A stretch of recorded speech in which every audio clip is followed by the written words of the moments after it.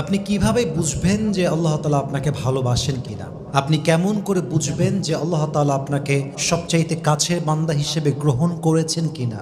আপনি কেমন করে বুঝবেন যে আল্লাহ তাআলা আপনাকে সত্যিকার অর্থে ভালোবাসেন কিনা? আল্লাহ তাআলার ভালোবাসা বোঝার ব্যাপারে হাদিস থেকে 4টি নিদর্শন আমি এমন পেয়েছি, এই 4টি নিদর্শন যদি পাওয়া যায় তবে বুঝতে হবে সেই বান্দাকে ভালোবাসে একজন। আওয়াজ দিয়ে বলেন তো সবাই, তিনি কে?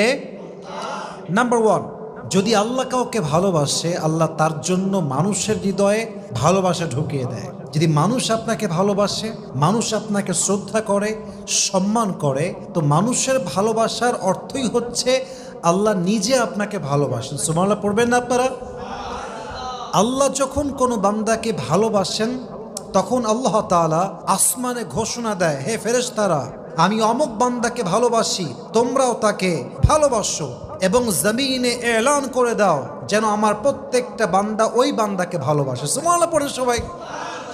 এখানে ভালোবাসা বলতে মুমিন বান্দার ভালোবাসা বোঝানো হয়েছে, কারণ অনেক কাফেরকেও তো মানুষরা ভালোবাসে। বলেন তো সবাই, এরকম আছে না নাই? সে কাফের কিন্তু মানুষ তাকে ভালোবাসে। ডোনাল্ড ট্রাম্প, সে একজন কাফের, সে মুসলমান নয়, তাকেও তার রাষ্ট্রে অনেক মানুষ ভালোবাসে, অনেক নাগরিক ভালোবাসে বিধায় তাকে নির্বাচিত করে আবার প্রেসিডেন্ট হিসেবে কাজ করার সুযোগ করে দিয়েছে। এখানে ভালোবাসা বলতে উদ্দেশ্য হচ্ছে মুমিনদের ভালোবাসা। আল্লাহ যখন কোনো বান্দাকে ভালোবাসে, মুমিন বান্দার হৃদয়ে আল্লাহ তার ভালোবাসা ঢুকায় দেয়। সুবহানাল্লাহ পড়বেন না আপনার সবাই? ইভেন ভালোবাসার বড় একটা নমুনা হচ্ছে আল্লাহ আপনাকে ভালো মুমিনদের সঙ্গে রাখবেন।